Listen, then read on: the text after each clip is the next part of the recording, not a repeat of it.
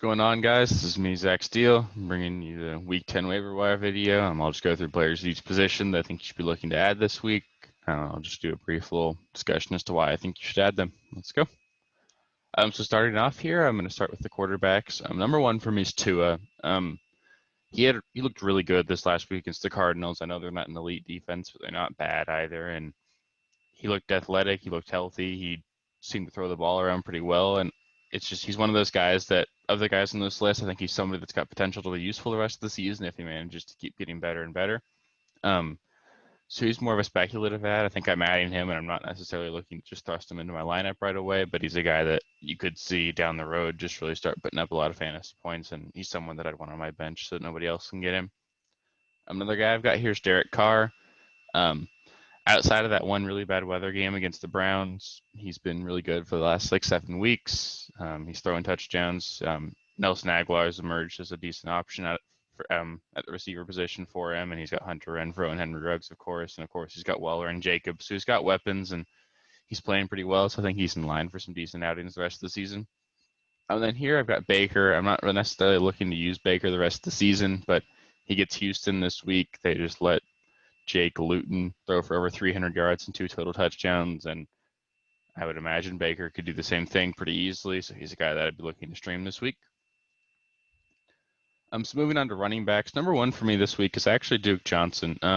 Obviously, you want to keep an eye on David Johnson's concussion, but if David Johnson were to miss any time with that concussion, Duke Johnson's going to be the workhorse for them this next week, and he's a dual threat out of the backfield. He's a really great receiver. He's very proficient running the ball. He's not great, but he gets the job done, and I personally think he's a better player than David Johnson. I think it only makes sense for the Houston organization to look to get him more involved because of that contract that David Johnson has and see if they can move on from Johnson and let Duke be the same guy, because if they're not losing much going for him, and I think he's going to show that, and he's a guy that I think really you could see take over down the stretch, and he could be one of those guys that's really usable the rest of the season.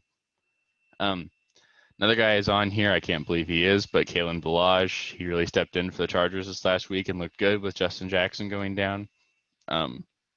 If Jackson misses any time, Ballage is a guy that you could totally throw in a bye week as a flex. He got the job done. He catches the ball out of the backfield. He's decent running through the tackles, so he's a guy that you could play this week.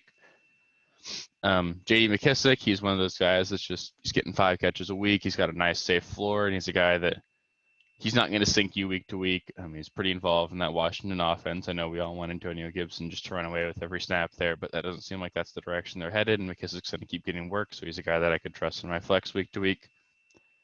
Jordan Wilkins, I know he wasn't great this week, but Jonathan Taylor fumbled this week and seemed to just lose any playing time he had right after that happened. So if Wilkins ends up being the lead back there, they've got a great offensive line. He's not bad. So if he's getting all the volume behind that offensive line, he's a guy that could really produce down the stretch. And Gus Edwards, again, this is contingent on Mark Ingram continuing to miss time, but he's one of those guys you can pick up and play and hope he falls in the end zone, because he probably will. So I wouldn't mind adding him, but he's a guy that he's not going to be there long term. He's not a guy you're looking to. He's not a lineup lock, but he could totally get you through a bye week. So wide receiver here, I'm going to start us off with Curtis Samuel. He's kind of emerging as what seems to be the number 2 wide receiver in that offense behind Robbie Anderson. I'm not going to make the jump yet to say that I'd rather roster him than DJ Moore, but the fact that it's a discussion is kind of crazy. It's not something we'd have considered coming into this season. But Curtis Samuel's looked good. They're doing everything they can to get the ball in his hands. He's getting it as a ball carrier out of the backfield. He's catching wide receiver screens. He's going deep. He's making the most every touch he gets. So he's a guy that he can get one touch and it could be a 50-yard touchdown. You can make your week for him. So he's a guy I definitely want rostered. He's actually a little bit above the threshold to make this list, but I felt like I needed to put him on there because of how well he's been playing and how much more involved he seems to be lately. And it was encouraging to see that he got volume out of the backfield, even with McCaffrey back. So I think that's something they're going to look to do the rest of the season, and he's a guy I definitely want on my roster. At number 2 here, I've got Richie James. Assuming that Deebo Samuel continues to miss time, Richie James kind of seemed like a guy that really thrust himself into what would be that number 2 wide receiver role behind Brandon Ayuk. I know Kendrick Bourne's been serviceable. Richie James actually looked really good this last week, and he's not somebody I'm necessarily adding and eager to play every week, but assuming these guys miss more time, he's a guy that you could definitely get by with on a bye week, and he might have more upside down the stretch. So he's a guy I'm looking to add and hold on to. Another guy I've got here is Jalen Reagor. He's really talented rookie for the Eagles. It was his first game back last week, and then they had the bye on this most recent week. But he's talented. He's kind of looking like he's going to fill that Deshaun Jackson role for them. So he's bound to have some big plays down the stretch, and they're going to want to get him the ball. They're really just banged up at all the skill positions. So any warm body in Philadelphia could produce, and he's a guy that I think is really talented and could be great down the stretch. At 4 here, I've got Allen Lazard. The Packers have obviously really desperately needed a wide receiver too since he's been gone. It looked like he was filling that role earlier. And if he comes back and fills that role, he could definitely be a guy that's getting you 10 to 15 points on a week-to-week basis because there's nobody else really to catch the ball. I mean, I know MVS had 2 touchdowns last week, but he also had a really bad drop. They don't really like MVS. They really like Lazard. So Lazard's a guy I could see being a wide receiver 3 rest of the season.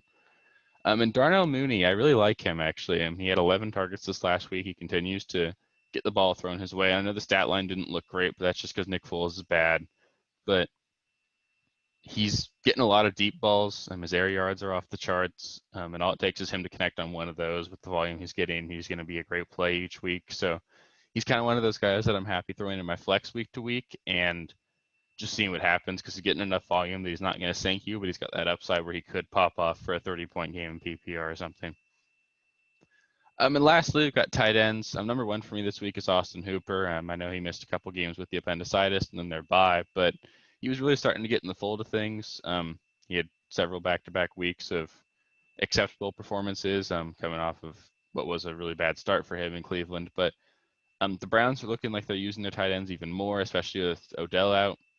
So Austin Hooper's a guy I think he's going to get a lot of volume and he's going to have a nice safe floor, which isn't something you can find very easily among tight ends.